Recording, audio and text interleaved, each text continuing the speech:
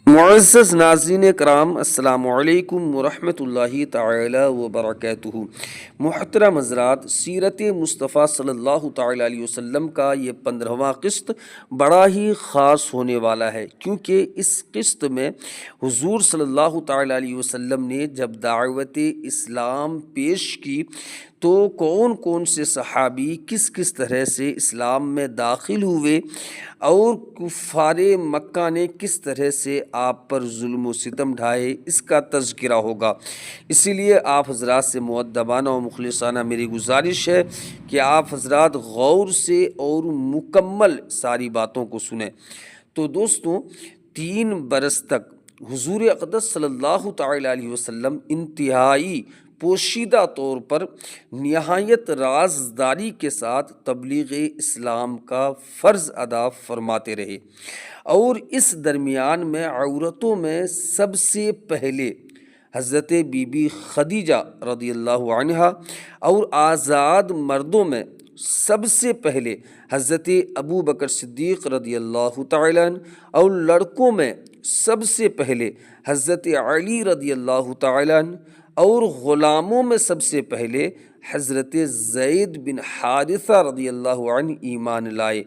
پھر حضرت ابو بکر صدیق رضی اللہ عنہ کی دعوت و تبلیغ سے حضرت عثمان، حضرت زبیر بن العوام، حضرت عبد الرحمن بن عوف، حضرت سعد بن ابی وقاص، حضرت طلحہ بن عبید اللہ رضی اللہ تعالی عنہم بھی جلد ہی دامن اسلام میں آ گئے۔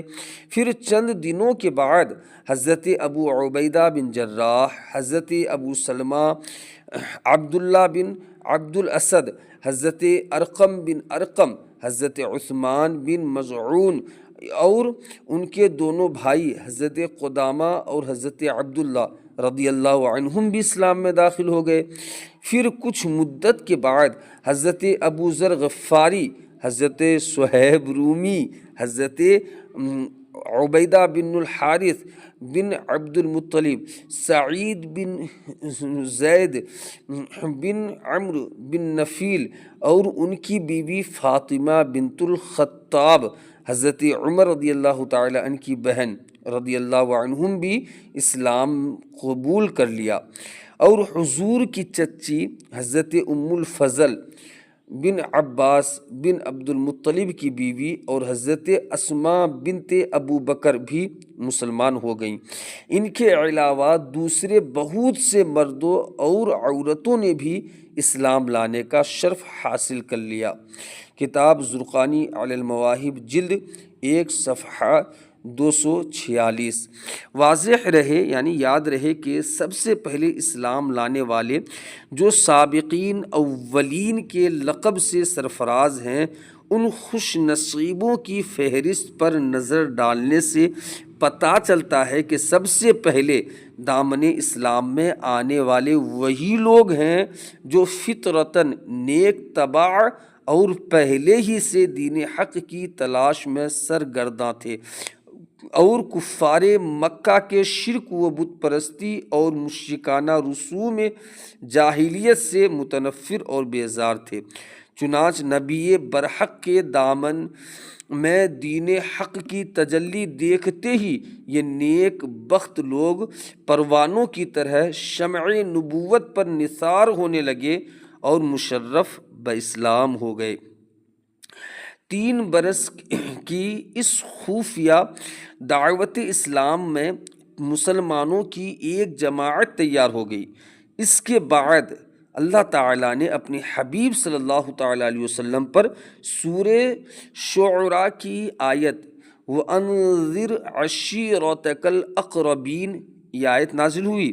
اور خداوند تعالیٰ کا حکم ہوا کہ اے محبوب، آپ اپنے قریبی خاندان والوں کو خدا سے ڈرائیے۔ تو حضور صلی اللہ تعالیٰ علیہ وسلم نے ایک دن کوہ صفا کی چوٹی پر چڑھ کر یا معاشرہ قریش کہہ کر قبیلہ قریش کو پکارا۔ جب سب قریش جمع ہو گئے تو آپ نے فرمایا، اے میری قوم، اگر میں تم لوگوں سے یہ کہہ دوں کہ اس پہاڑ کے پیچھے ایک لشکر چھپا ہوا ہے جو تم پر حملہ کرنے والا ہے، تو کیا تم لوگ میری بات کا یقین کر لو گے؟ تو سب نے ایک زبان ہو کر کہا، ہاں، ہم یقیناً آپ کی بات کا یقین کر لیں گے، کیونکہ ہم نے آپ کو ہمیشہ سچا اور امین ہی پایا ہے۔ آپ نے فرمایا کہ اچھا، تو پھر میں یہ کہتا ہوں کہ تم لوگوں کو عذاب الہی سے ڈرا رہا ہوں، اور اگر تم لوگ ایمان نہ لاؤ گے تو تم پر عذاب الہی اتر پڑے گا۔ یہ سن کر تمام قریش، جن میں آپ کا چچا ابو لہب بھی تھا، سخت ناراض ہو کر سب کے سب چلے گئے اور حضور کی شان میں اول فول بکنے لگے۔ کتاب بخاری شریف جلد 2 صفحہ 702۔ اب وہ وقت آ گیا کہ اعلان نبوت کے چوتھے سال سورہ حجر کی آیت فَأَصْدَعْ بِمَا تُؤْمَرْ نازل ہوئی، اور حضرت حق جل شانہ نے یہ حکم دیا کہ اے محبوب، آپ کو جو حکم دیا گیا ہے اس کو علی الاعلان بیان فرمائیے۔ چنانچہ اس کے بعد آپ اعلانیہ طور پر دین اسلام کی تبلیغ فرمانے لگے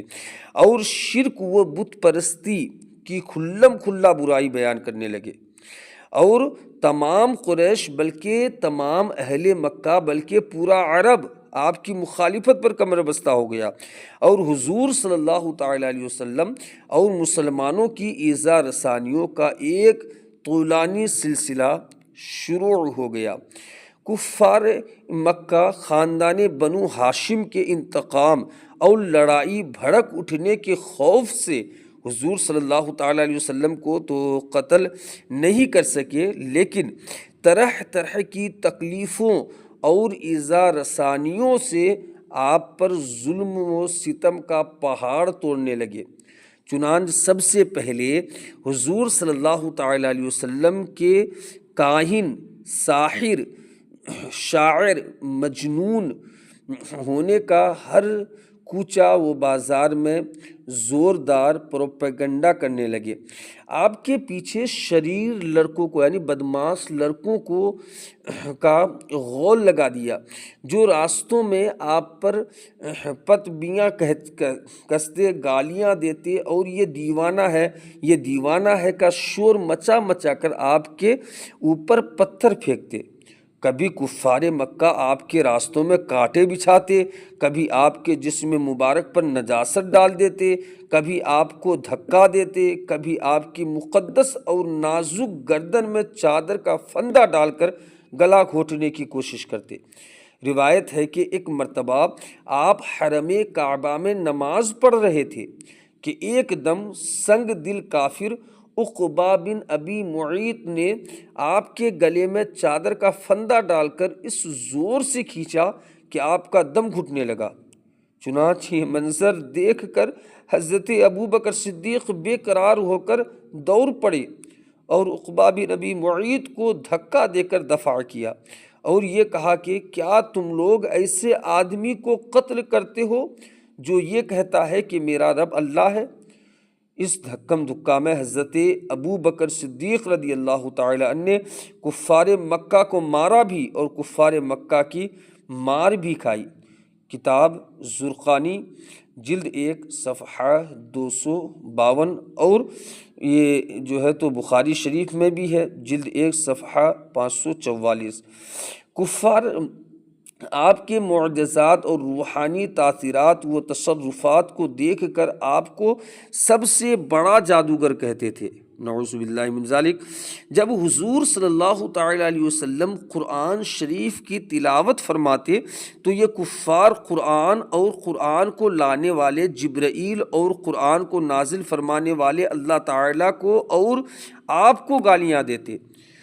اور گلی کوچوں میں پہرا بیٹھا دیتے کہ قرآن کی آواز کسی کے کان میں نہ پڑنے پائے، اور تالیاں پیٹ پیٹ کر اور سیٹیاں بجا بجا کر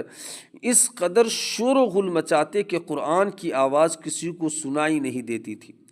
حضور صلی اللہ تعالیٰ علیہ وسلم جب کہیں کسی عام مجمع میں یا کفار کے میلوں میں قرآن پڑھ کر سناتے یا دعوت ایمان کا واعظ فرماتے تو آپ کا چچا ابو لہب آپ کے پیچھے چلا چلا کر کہتا جاتا تھا کہ اے لوگوں، یہ میرا بھتیجا جھوٹا ہے، یہ دیوانہ ہو گیا ہے، تم لوگ اس کی کوئی بات نہ سنو، معاذ اللہ۔ ایک مرتبہ حضور صلی اللہ تعالیٰ علیہ وسلم ذو المجاز کے بازار میں دعوت اسلام کا واعظ فرمانے کے لیے تشریف لے گئے اور لوگوں کو کلمہ حق کی دعوت دی تو ابو جہل آپ پر دھول اڑاتا جاتا تھا اور کہتا تھا اے لوگوں، اس کے فریب میں مت آنا، یہ چاہتا ہے کہ تم لوگ لات و عزیٰ کی عبادت چھوڑ دو۔ کتاب مسند امام احمد جلد 4 وغیرہ اور دوسری کتابوں میں بھی یہ مروی ہے۔ اسی طرح ایک مرتبہ جب حضور صلی اللہ تعالیٰ علیہ وسلم حرم کعبہ میں نماز پڑھ رہے تھے تو عین حالت نماز میں ابو جہل نے کہا کہ کوئی ہے جو آج فلاں کے ذبح کیے ہوئے اونٹ کی اوجھڑی لا کر سجدہ کی حالت میں ان کے کاندھے پر رکھ دے۔ یہ سن کر عقبہ بن ابی معیط کافر اٹھا اور اس اوجھڑی کو لا کر حضور صلی اللہ تعالیٰ علیہ وسلم کے دوش مبارک پر رکھ دیا۔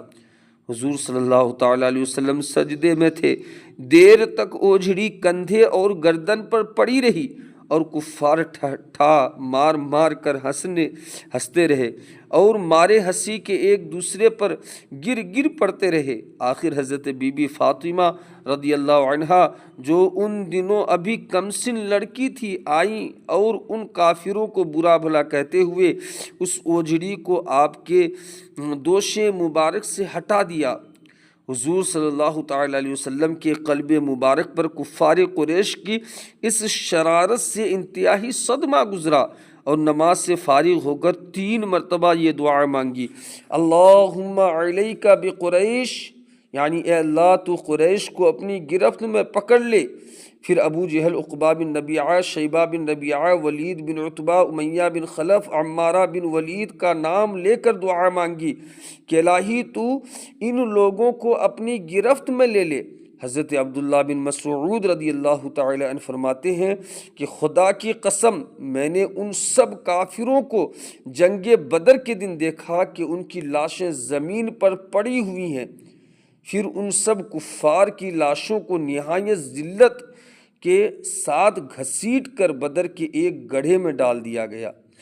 اور حضور صلی اللہ تعالیٰ علیہ وسلم نے فرمایا کہ ان گڑھے والوں پر خدا کی لعنت ہے۔ کتاب بخاری شریف جلد 1 صفحہ 74۔ استغفر اللہ ربی من کل ذنب واتوب الیہ وآخر دعوانا ان الحمد للہ رب العالمین۔ دوستوں، اس کے آگے کی باتیں میں انشاءاللہ العزیز اگلے قسط میں لانے کی کوشش کروں گا۔ جب تک آپ حضرات سے ایک مؤدبانہ و مخلصانہ میری گزارش ہے کہ آپ حضرات نے اگر اب تک ہمارے چینل حقیقی ارشد رضا رضوی کو سبسکرائب نہیں کیا ہے، اس چینل کو آپ حضرات سبسکرائب کر لیں، اور خاص کر کے آپ حضرات سے گزارش ہے کہ اپنے دوست و احباب تک اس بیان کو جو ہے تو ضرور بھیجیں کہ حضور صلی اللہ تعالیٰ علیہ وسلم کی سیرت کو سن کر لوگوں کے دل بدل جاتے ہیں،